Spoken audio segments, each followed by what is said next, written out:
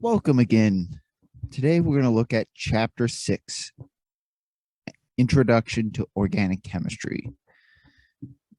For those who aren't going to be moving on, this is going to be a bit of a treat. You're going to get the easiest part of organic chemistry that all the chem majors and biochem majors and like pre-nursing people are going to struggle through. You get that just brief background overview and kind of a peek into what they will have to suffer through in their sophomore year. We'll start this chapter with a demo. Just so we have a simple candle, a clean, dry beaker. We're going to place this over top and see what happens. Immediately, we see beakers starting to fog up, catching the fumes from this flame.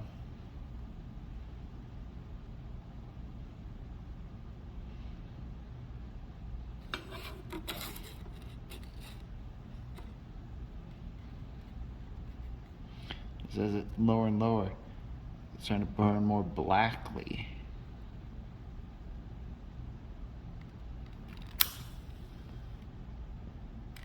Notice, you see what happened?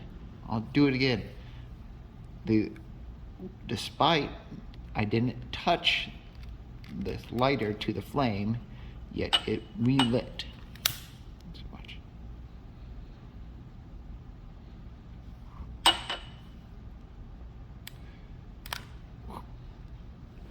What happened is as this is burning, the fumes that is generated are combustible, and they followed the lit match, the lighter down, and relit the wick. Look at here, among other things, we see some char. We see we've captured some incomplete combustion of the flame. Put this over here. Continue to hold it over there. So it's warming up. It's capturing CO2 and water, which is where it initially started to smoke, which is when it originally started. But as I put it lower and lower, the oxygen became less and less, and instead of fully combusting, it produced little ash particles, or incomplete combustion, that see that black smoke. And there's many other different tricks you can do with the flame, but that's just one. Let's try this one more time.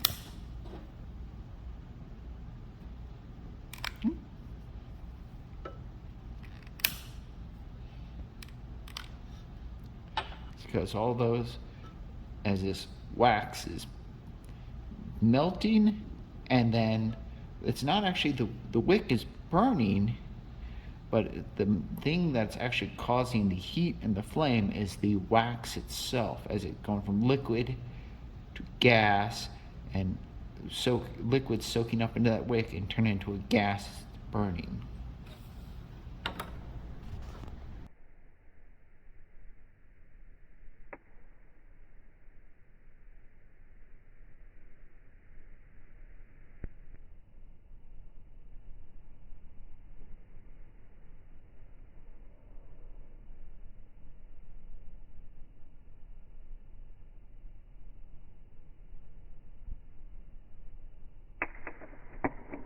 Our story starts with just the idea of organic chemistry and where it comes from. That in general, all life needs water and carbon to some extent. That without water, without carbon, nothing living on Earth would exist. Those three elements, the H, the O, and the C, are the three key components in all life. And so organic chemistry is just the chemistry of carbon compounds. Well, up until 150 years ago, all organic molecules had to be synthesized had to be, well, they weren't synthesized. They could only be isolated from things that were once alive or currently alive. You either had to get, for example, if you wanted silk, you had to get it from a silkworm. If you wanted butter or fat or oil, or soap or whatever, you had to get it from some sort of animal. You had to get something from some plant. I mean, just look at ethyl alcohol. One of the key things that make life as an adult a lot easier for some people, at least. That comes from the fermentation of grains. Thus, it's also called grain alcohol. Soap. We get soap by rendering down fat from animals. And if you've ever watched Fight Club, you can do it from human fat as well. There's nothing wrong with that.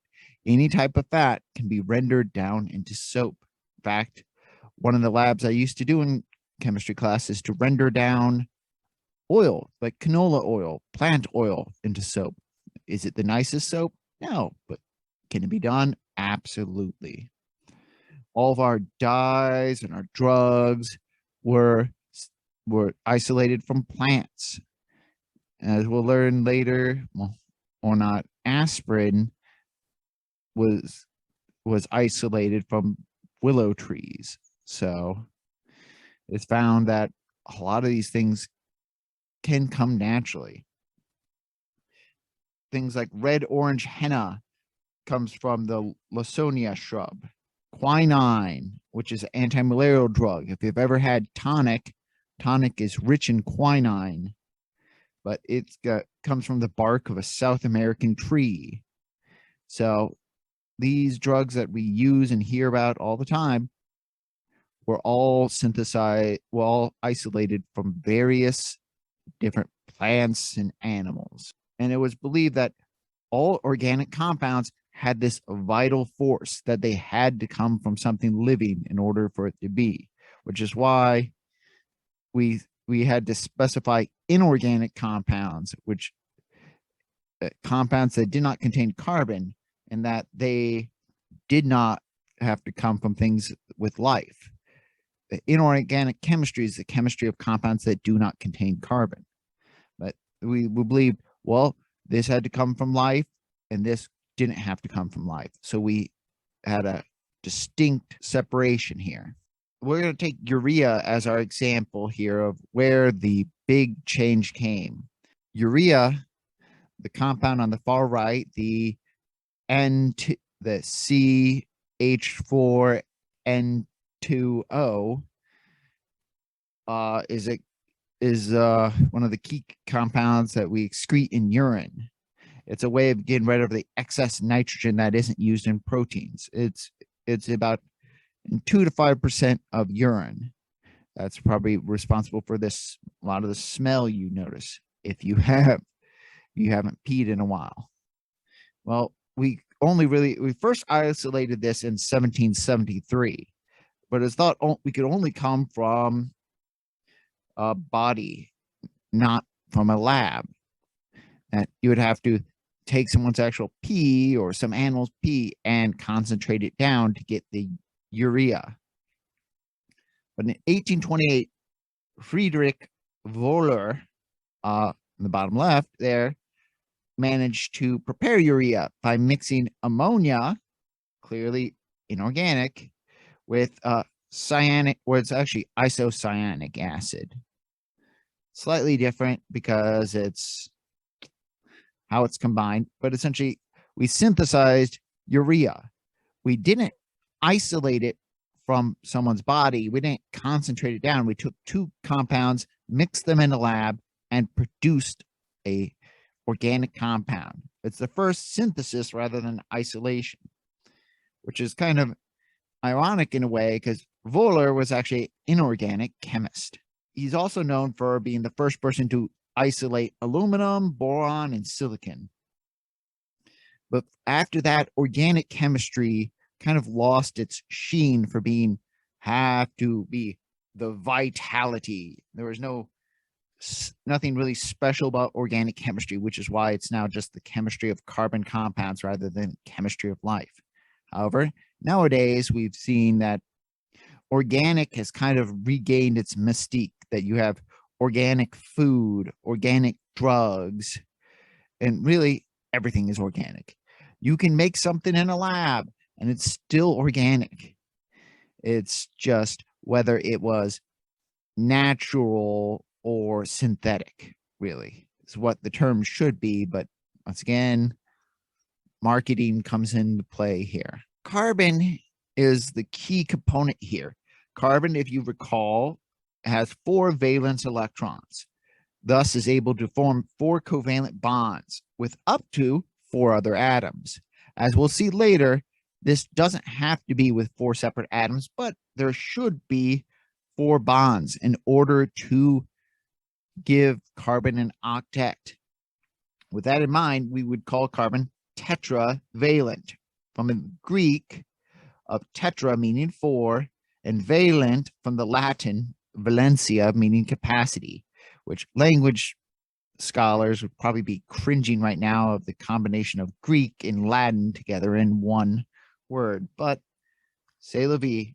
Now, it's going to form strong bonds with hydrogen, with oxygen, with nitrogen, sulfur, halogens like fluorine, chlorine, bromine, iodine, and of course with other carbons. And when it combines with these carbons, it could either form in a linear straight chain or in branch chains, as we'll see. There's so much complexity that is possible depending on how we combine these carbon atoms and other molecules together. There is more than 10 million known organic compounds, and the number grows each day. But we can classify these compounds into what we call families. A family is just a classification of compounds with similar structures and similar property. Of these families, the main family we will discuss will be hydrocarbons. We're going to focus largely on hydrocarbons for the majority of this chapter. That isn't to say that we won't briefly discuss some of the other classifications, but for the most part, we'll look at hydrocarbons, which is compounds composed exclusively of hydrogen and carbon, thus the hydrocarbon.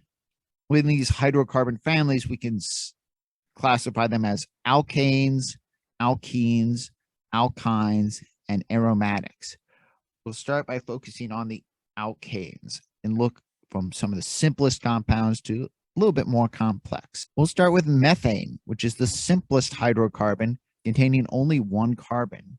Because it contains only 1 carbon, it must have 4 hydrogens attached to it. Unlike how we would draw this on paper, these hydrogens are not going to form a plus or cross. It's actually going to form a specific shape. This molecule contains 16 AMUs, can't get any smaller. So throughout this chapter, we will have to discuss stereochemistry, which is the arrangement of the atoms of a molecule in its 3-dimensional space. Because a lot of how organic molecules fit together will be how the stereochemistry is arranged. What the stereochemistry is, it's going to be a tetrahedral molecule, which a tetrahedral molecule is modeled after a tetrahedron, which is an equilateral triangle, 4 equilateral triangles all attached at the apexes or the corners. So it's essentially an equilateral pyramid where the base is also an equilateral triangle. The carbon in this case is going to be in the center of this tetrahedron, and thus the carbon is called a tetrahedral carbon. So tetrahedral carbon is a carbon atom that lies in the center of a tetrahedron. It forms covalent bonds with 4 atoms lying at the apexes or corners of this tetrahedron. A lot of the carbons we'll talk about are tetrahedral. Even though we won't draw it fancy like this every time, that is what is actually going to exist. Every time we discussed alkanes and carbons with 4 bonds to them, to 4 separate atoms, they are all tetrahedral carbons. Now, to help us see the next structure, we need to discuss the concept of a free radical. A free radical is just a chemical structure that contains an unpaired electron. So if we take that methane and pull apart a hydrogen and carbon bond, we'll make a hydrogen radical and a methyl radical. As we break apart this, the methane becomes methyl, where we change the ANE ending to a YL to talk about what type of group, what type of family we're having. Well, these radicals can do things. They are very reactive, and they tend to want to pair up to fill that electron shell, to give it those 8 or 2 electrons in the case of hydrogen. So if you put 2 hydrogen radicals together, they're going to snap together and form the diatomic hydrogen. If you have a chlorine radical, chlorine radicals are going to want to react. If you have 2 chlorine radicals, that's why you have chlorine as a diatomic. You put a methyl radical and a chlorine radical, boom, going to form that bond. Well, if I put 2 methyl radicals nearby, they would snap together and form a carbon-carbon bond, and that would make the second simplest hydrocarbon, which is ethane. It's a simple 2-carbon hydrocarbon. The molecular formula is C2H6, but the C2H6 doesn't really help us see the true complexity there. We could draw this in the expanded notation, as you see here, where all the bonds are intrinsically shown, or we could do and we will just have the condensed notation most of the time, where the hydrogen carbon bonds are assumed, and we're showing only the carbon-carbon bonds, that we can connect these chains together. With that in mind, oftentimes we'll just look at methyl, but we could also have ethyl groups. We could also have, as we'll get to next, propyl groups. And the basic hydrocarbon group is often abbreviated as an alkyl, because it's coming from the group alkane. So an alkyl group, where we put a generic R, that R could stand for any carbon chain. Now, if we combine the alkyl group with a halogen, like chlorine, it becomes an alkyl halide, generic RX. Like this is methyl chloride. If I put a bromine on ethane, it would be ethyl bromide. That they follow a generalized pattern. The alkane takes its root name with a YL, and the halide gets an IDE ending. Now, this is not really thought as ionic like the IDE would suggest, but it's just part of how we do the naming for these guys. The next one is propane with a molecular formula C3H8. C3H8. This C3H8 would then have, if we took off another molecule, you would have the CH3, CH2, CH3.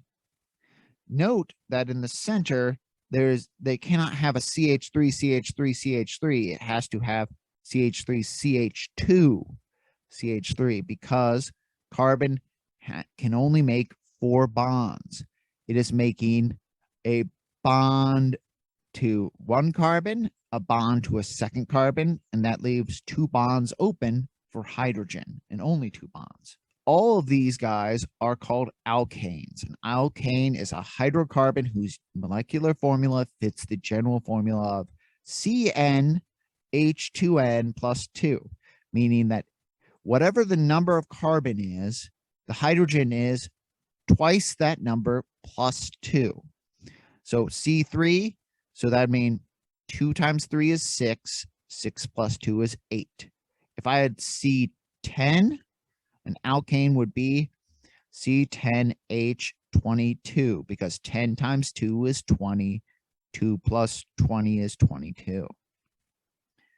This is the generalized name, but keep in mind, the only type of carbon an alkane contains is a tetrahedral carbon. The properties of these guys are all very similar. They're all odorless, they're all colorless, and they're very low in toxicity, that you can ingest a good amount of this without suffering any major consequences. Carbons chain 1 through 3 are all gases. While methane is the key component in natural gas, we typically don't use ethane much, at least in our case. Propane, you should all know, like, tell you what, we're going to use some propane and propane accessories. We got butane, which we use in our lighters, and some of the heavier ones start to get into oils and gasoline territory. And some of them even get to be lubricants. Because of the low toxicity, they can be, you can use it for things like petroleum jelly and mineral oil, which can be laxatives, among other things, that you can ingest this without hurting you. As I said, methane is odorless and colorless. All of these will burn or even explode in air. Methane is odorless and colorless, yet if you've ever smelled a natural gas leak, it had a smell. Why is that? Well, because when methane is 5 to 15% concentration in air, it becomes highly explosive. So when this is odorless and colorless, how do you tell it's in there to avoid any explosions? This can easily build up in a room and cause an explosion, or even asphyxiate anyone in the room because it displaces the air as it fills in. So what we actually do is we add a small amount of a sulfur group mercaptan, which has that annoying, like, rotten egg odor. And so when it's leaked, when methane leaks out, it's also leaking out a small amount of mercaptan, and you're smelling that. And ooh, I better close off that valve. Almost all of these are used as fuel of some type. Even wax, in the wax and the candles are a type of alkanes. When we talk about methane, there's only one way to arrange those atoms. Not really complicated. Ethane, there's only one way to arrange those atoms. It's only you combine carbon 2 to carbon 1. But the thing of it is, when we get to propane, suddenly there's 2 different ways to combine that. You could add carbon 3 onto carbon 1, or you could add carbon 3 onto carbon 2.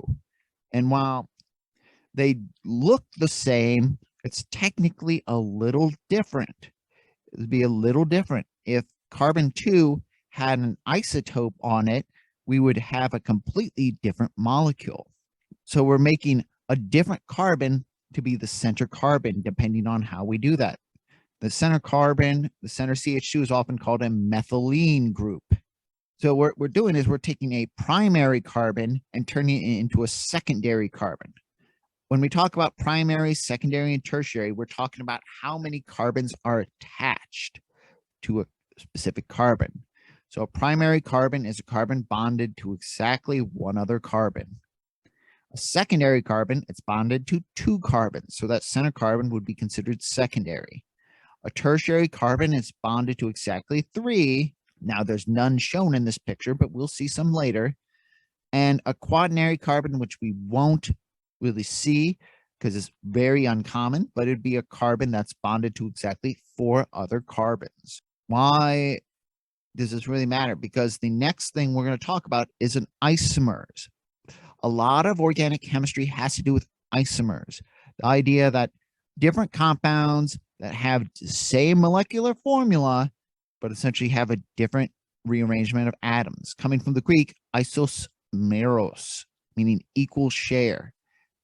Because just looking at propane. Propane has 2 primary carbons on each end and a secondary carbon in the middle. Butane could have 2 isomers. Propane has not really any isomers, but butane does. We could have the linear straight chain butane. So you see primary, secondary, secondary, primary. The boiling point of butane is negative 0.5 degrees Celsius. So it boils very easily, very, very easily. Isobutane, which is an isomer, that's the iso, has, we've, instead of made a straight chain, we made a branched group. So what happened? instead of adding to this propane, instead of adding a methyl to the primary carbon, we've added it to the secondary carbon to make a tertiary center group. The difference in this is that this boils at, instead of negative 0.5, it boils at negative 11.6. So it boils at a much lower temperature. So it's a lot easier to boil isobutane than it is to boil butane. Isomers, while being similar, often have a slightly different properties. And as we increase to larger and larger molecules, so will the number of isomers increase. We'll start by looking at how many isomers are possible with, as we'll see, pentane. Let's look at the possible isotopes of pentane. So we'll have to start by looking at, there are two different versions of butane and isobutane. That's butane. Now let's look at, well, where could we replace one of our methyls? Where could we replace one of our hydrogen with a methyl? If I attack here, there gets a linear straight chain pentane. So we went, if I attacked there, it would make the same molecule because it'd still be 1, 2, 3, 4, 5. 1, 2, 3, 4, 5. So that is one version of pentane. Now, instead of attacking the end, what if I attacked one of the middle, one of the secondary carbons? So if I attack here, that one, we have our isopentane, our 1, 2, 3, 4, 5. If I did the same, if I did it here instead, you'd have 1, 2, 3, 4, 5. Still the same molecule. So there's a third isomer, but I can't form it using butane. I have to use isobutane.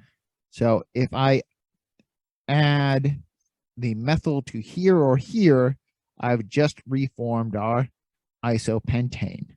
So the only, or if I did it there, it's still isopentane. The only place I could go is by taking this last hydrogen off and then adding there. Thus forms neopentane by putting the methyl group there. So that's our three different isomers. Now, we're going to spend a little bit of time in entomology, which is the origin of words, especially with chemical entomology, that we'll see a lot of these compounds have the same suffix, ane, ane, which refers to the family of alkane, but they all have a slightly different root. And the first four are all rooted from their unnatural origins. So there's a little bit of a story behind this, that methane was rooted from the group methyl alcohol, also known as methanol. In 1601, Robert Boyle discovered methanol by heating wood in the absence of air. That it caused the wood to decompose and to produce methanol without igniting.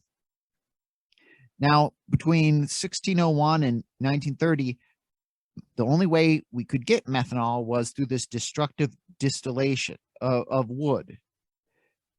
And so it became known as methyl alcohol or wood alcohol, which, by the way, not good thing. It's incredibly toxic. If you ever drink that, it will quickly destroy your optic nerves and eventually lead to death. During the Prohibition, when people started running out of the cheap available sources of ethanol, some people started to try to distill down their furniture, and that left to high quantities of methanol, leading to death of the people who drank it. When nowadays we form methanol through reactions with natural gas and with coal, but that's how they formed it back then. So going back, the Greek origin, methyl would be wine and wood. So the wood of wine was our methyl. So the meth was a reference to the fact of that it came from the distillation of wood. F came from ethyl ether or diethyl ether, a very highly flammable liquid / gas. It's, if you've ever read some of the really old Curious George, there is when George goes to the hospital, he ends up getting super high from breathing ether vapors. It was a disinfectant, among other things, a disinfectant and I think early anesthetic. Use that to kind of like dope people. But of course, it was also very, very, very flammable. Ethyl it comes from the ethyl ether. Well, the Greek word aether means to kindle, to burn, to shine. So this was a reference to the fact of how flammable ethyl ether was. How flammable ethyl ether was. And so we kept the term eth because of that. Well, prop, which is for our 3 carbons, comes from propionic acid. Propionic acid is an acid often found from fats and oils. We got that from fats and oils, one of the earliest acids found, which thus the Greek protos, meaning first, and pion, meaning fat. So our first fat, the first acid we got from fat, so we kept the prop name. And bute comes from the Latin butyrum, which we come from butyric acid, which is often found in butter fat, and especially in rancid butter that gives it that unpleasant smell and rancid taste. Bute was kept from butyrum, which means Latin for butter. So that's where its original source. Even things like paraffin, like you've maybe heard of paraffin wax. Paraffin is often used as a generic source for our types of alkanes, but paraffin, Latin purum, barely or little, affinis, affinity or reactivity. The idea that these are not really reactive molecules for the most part, at least early on. They burned really well, but they had low toxicity and they didn't do much else. So paraffin wax, especially low burn, I mean, they burned, but not much else. As we progressed into the late 1800s, we started to take a more systematic approach, and we stopped trying to name things based on where it was first found. And so we started to use the Greek and Latin numbering system, where pent came from pent from pentane, come from the penta, Greek word for 5. Hex and hexane came from Greek hex of 6. Hepta and heptane, 7. Octane comes from octo, both in Greek and Latin, of 8. Well, nonane, novum, in Latin was 9. And decane came from the deca or decim, which was 10. So and from there we just keep numbering. So dodecane would be 12, and like pentadecane would be 15, and you can keep numbering like that. But we've kept, for whatever reason, these early terms, we've just kept them as a homage to like the early sources and the early naming. Now, here's where we start to get into some issues. Well, the isomers for the early compounds are very low. As we get into larger and larger compounds, the amount of isomers go up. And so the name adding iso and neo to these compounds no longer suffices. You can do that with a compound that has 3 isomers, but how many names can you give to a compound with 5? How many names can you give to a compound with 9 without losing clarity? 18, 35. C15, there's 4,000 different isomers. C20, there's 366,000 isomers. And so we need a better way to name them. So in 1892, they had a convention in Geneva, Switzerland of the International Union of Pure and Applied Chemists to come up with a better naming system for these organic chemistry. They came up with a system called the IUPAC naming system that we still use today. While this is not the complete rules, this is simple enough for our purposes. Rule 1 is as the parent name for the compound. So as the root, use the name of the alkane corresponding to the longest continuous chain of carbon atoms. So if it's branched, you find what is the longest continuous chain. If you had if you went one branch and it was 5 carbons and one branch and 7 carbons, you would name it a heptane rather than a pentane. Locate the number of each group connecting to the chain by numbering the chain starting from the end. That will give the position of the lower number. So we want to give the lower number. If you can count from the left and the branch is on carbon 2, and you count from the right and branch is on carbon 8, you want to give the number with number 2. 3, indicate the total number of each set of mutually identical groups with a prefix. So if I have 2 methyl branches, you are going to have a dimethyl. If I have 2 ethyl branches, it's diethyl. If I have 3 propyl branches, it would be tripropyl. So we're going to tell how many different groups are coming off. If more than one group of each chain is present, give each group its individual location number. So when you count along there, what carbon is it located on? Then finally, as we write the name, we separate the numbers from each other by commas, and we separate the numbers from letters with a hyphen. So I'm going to show some examples of this in just a minute. But so this leaves off some of the things, like we'll talk about functional groups later. You actually typically alphabetize the groups coming off, but we're not going to worry about that. We're going to just do this simplicity. We're not going to be perfect because we're not aiming to be IUPAC organic chemists, but this is the generalized naming scheme for all organic compounds. Let's look at the naming of certain compounds. So let's just start with that guy. We can count here 1, 2, 3, 4, 5, 6, or we could count 1, 2, 3, 4, 5, 6, or we can count 1, 2, 3, 4, 5. Which one would have the longer chain? The longer chain would be 6. So this is going to be some sort of hexane. Doesn't matter which group is coming off, either whether we call that or that. This is an ethyl group. That's ethyl hexane.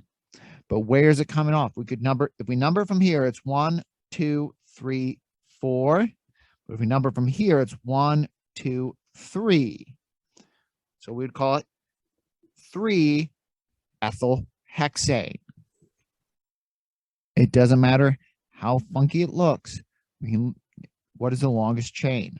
1, 2, 3, 4, 5, 6, 7, 8. So this is a form of octane. What's coming off of it? So if I count, the lowest numbers would have 1, 2, 3, 4, 5, 6, 7, 8. So we have a methyl, another methyl, a third methyl. So it'd be trimethyl. And they're coming off at the 2, 4, and 6 position. So we call that 2, 4, 6 dash trimethyl octane. Longest chain is going to be probably 1, 2, 3, 4, 5, 6, 7, 8, 9, 10. What do we have coming off? We have an ethyl. We have 4 methyls. So looking at this, if I count it the other way, I think everything's going to be at a higher number. So we have 7 ethyl dash 3, 5, 5, 6 tetramethyl decane.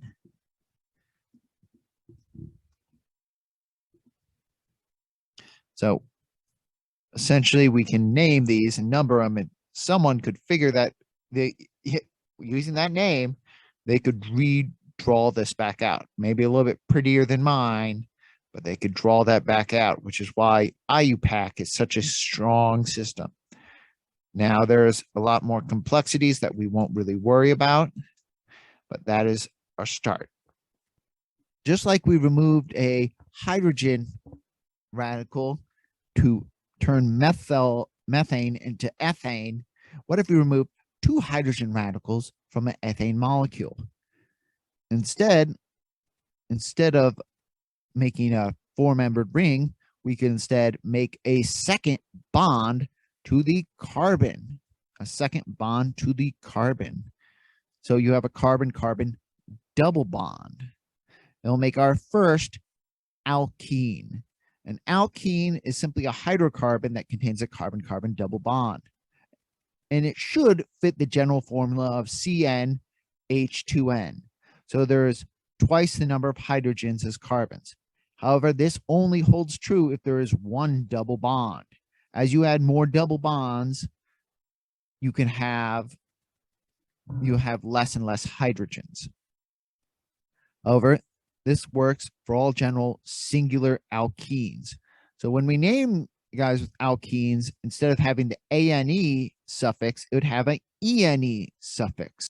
And this also leads to several different new isomers that could be formed. If you can put the double bond between 2 carbons, we number this based on the lower of the 2 carbons. We could put the double bond between the 1 and the 2 carbon of butane, and that would be 1-butene, saying the double bond is between the 1 and the 2. I could put it between the 2 and the 3 carbon, and that would be 2-butene. 2-butene. And then you're wondering, well, couldn't I put one between the 3 and the 4 carbon? Yes, you could. But remember, since we number this to give it the lower number, if you number this guy 1, 2, 3, 4, that's between the 3 and the 4. And I can number 1, 2, 3, 4. It's also between the 1 and the 2. So 3-butene would also be 1-butene.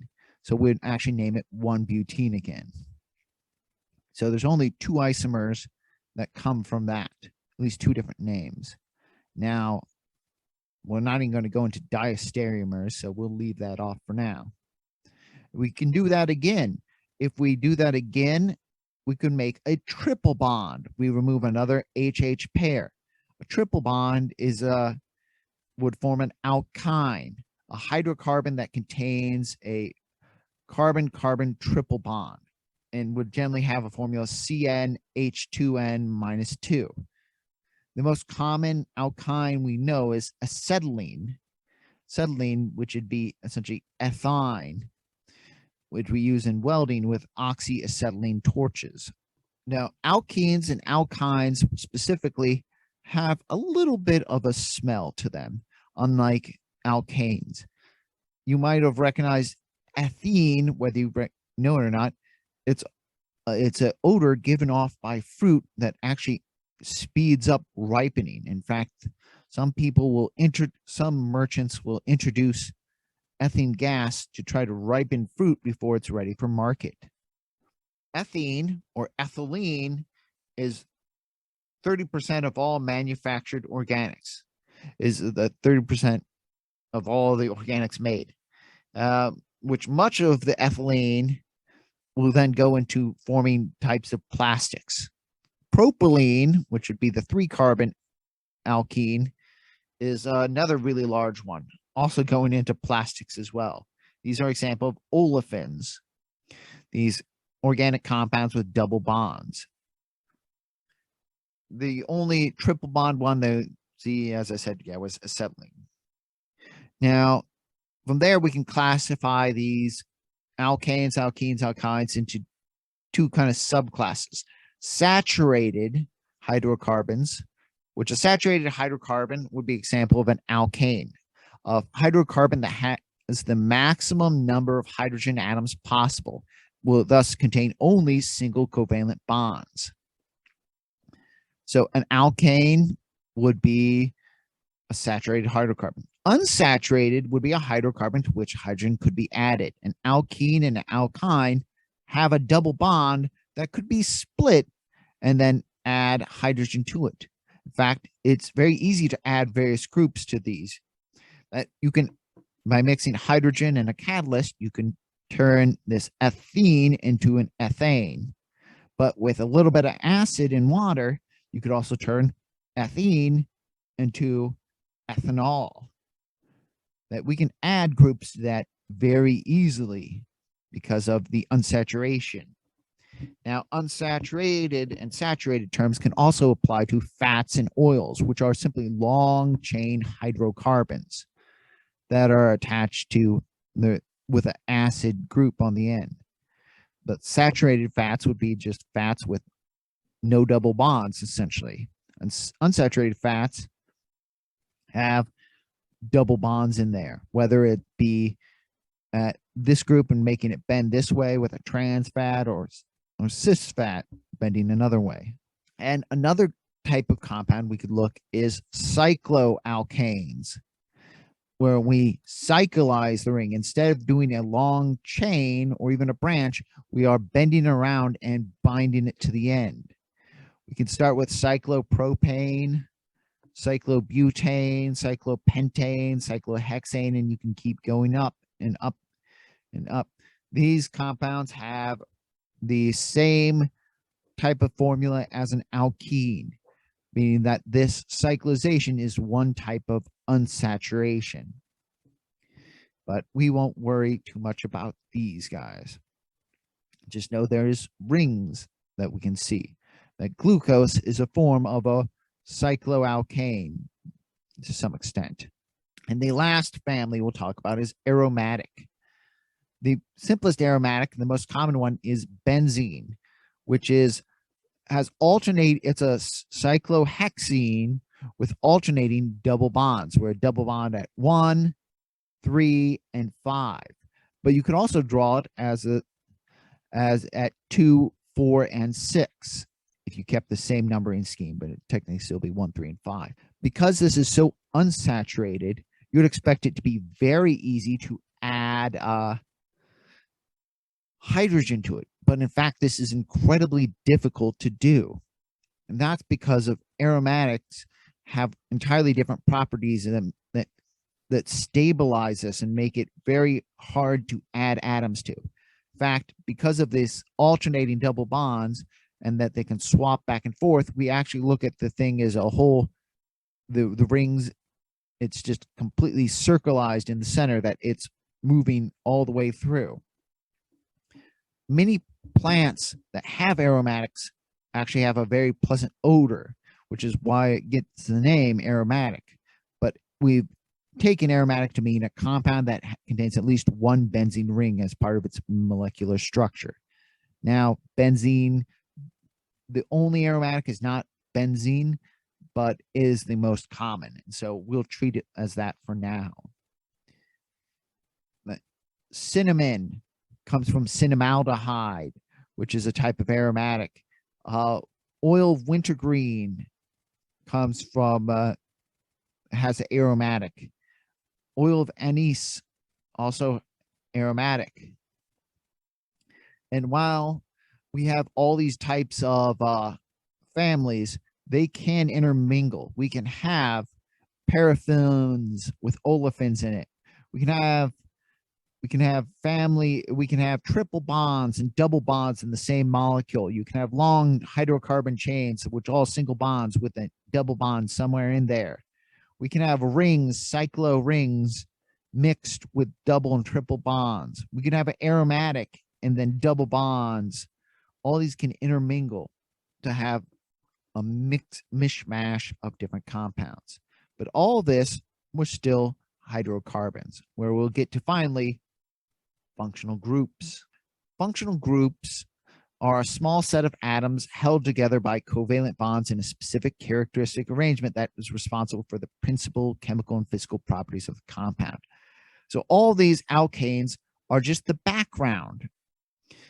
And then you can add on these reactive groups like an alcohol. Anytime you add an OH onto an alkyl group of any type, it becomes an alcohol. If you combine two alkyl groups over an oxygen, it becomes an ether. You put a halogen somewhere on there, it's an alkyl halide. All those we've kind of seen. Some of these we haven't really seen, or we've seen in passing if you've read the book. If you put a double bond to an oxygen followed by a hydrogen, so essentially a primary carbon with a C double bond O, it's an aldehyde. So in cinnamaldehyde, look for that C double bond OH. If you have a secondary type of aldehyde, so it's carbon double bond O carbon, it's a ketone. If you, instead of alcohol, have a nitrogen, you have an amine. If we have that C double bond O attached to an alcohol, it's an carboxylic acid or acid. If it's attached to an ether, it becomes an ester. And if it's attached to an amine, it becomes an amide.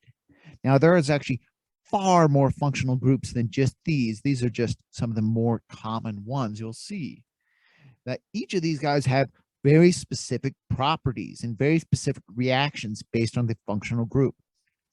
Part of organic chemistry is recognizing you cannot memorize every reaction for every single molecule. But what you can start to do is recognize a trend of this functional group does this in these situations, that all alkyl halides will like to do these type of reactions. All aldehydes will like to do these type of reactions. So if you start to recognize that, you can work with each functional group in turn. So I'd like to show you some molecules and show them with the functional group and see this in action.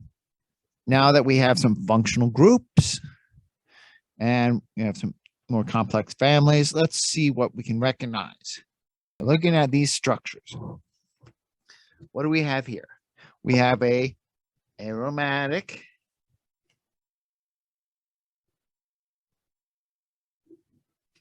we have a alcohol,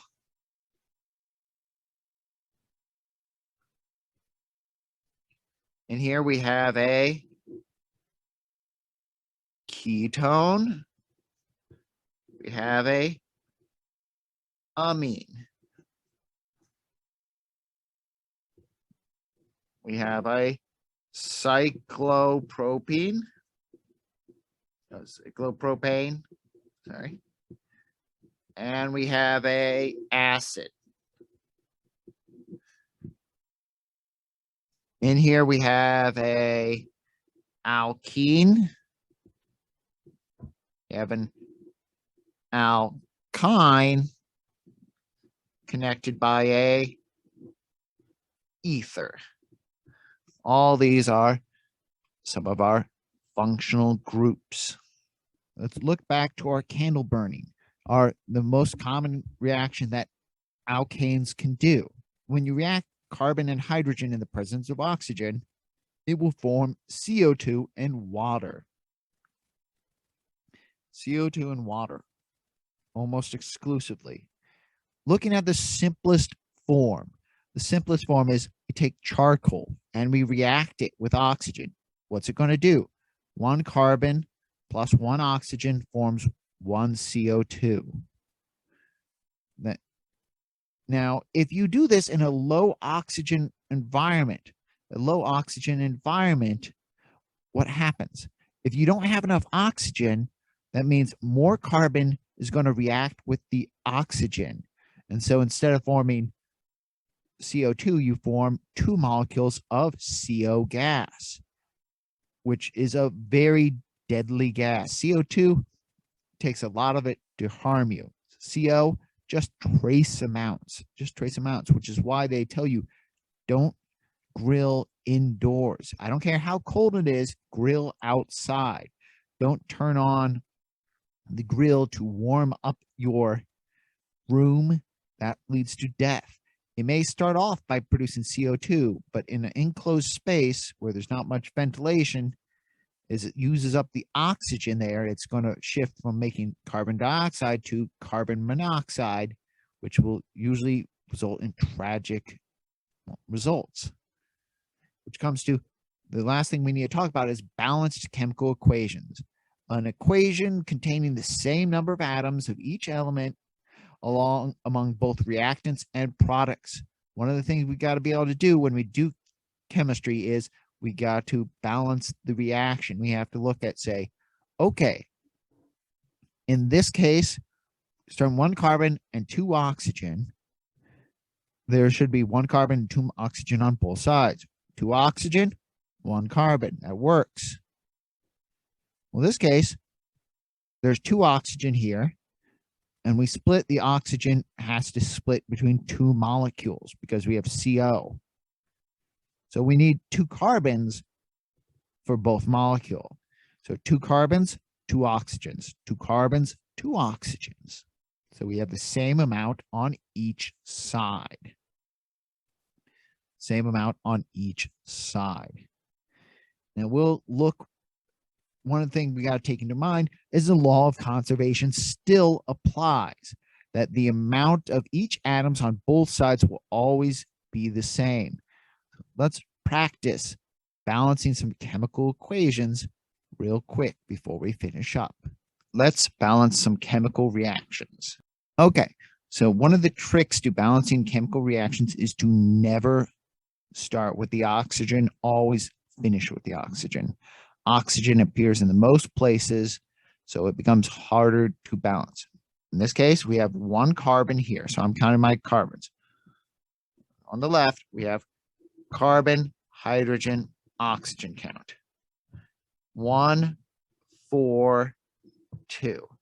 My carbon, hydrogen, oxygen count right now is 1, 2, 3. Okay. The first thing I'm going to do is look at the carbon. 1 carbon, 1 carbon. It is balanced. Next thing I go to the hydrogen. 4 hydrogen, 2 hydrogen. So I have to add a coefficient of 2 to that. What that going to be is that 2 is going to be applied to that, 2 is going to be applied to that. So that becomes 4. That becomes 2 plus 2 is 4. Now, hydrogen is balanced. Hydrogen is balanced. Next step is to approach the oxygen. Oxygen 4, oxygen 2. How do I do that? I put a 2 here. And we have 4, 4, 4, 4, 1, 1. It is balanced. Let's try another one. Okay, with this in mind, now there's 2 carbons. So I must start by doubling that. It becomes 2, and that becomes 4 plus 1, 5. Because that's 6, I need to put that as a 3. That becomes 6. 4 plus 3 is 7. Here's where we have a problem. We have an odd number of oxygens on the left and an even number of oxygens on the right. I can start with a fractional number and try to balance it from there, but no matter what, I'm going to have to change everything. In order to change everything, I'll go ahead and start with 7 over 2. 7 over 2 times 2 is 7. Then it would be balanced. However, we're not allowed to have a fractional number here. So in order to take care of this fractional number, we are going to multiply everything by 2. So that means this becomes 2. This becomes 7. This becomes 4. And this becomes 6. So our numbers become 4, 12, 14, 4, 12, 14. We'll do one more. We'll do an alkene. Okay, start things off. Balance our carbon. 4 becomes 4. 4 times 2 is 8. 8 plus 1 is 9. Balance our hydrogen. That's 8. This is 2. So I have to multiply by 4. 4 times 2 is 8. 4 plus 8 is 12. So, because that's an even number, you just can put this as 6. 6 times 2 is 12. Those are some quick examples of balancing chemical reactions. Future Andrew again. So, in this chapter, we looked at essentially the chemistry of life, organic chemistry. Now, while most organic chemicals are derived from carbon, hydrogen, and oxygen, those are what they usually contain.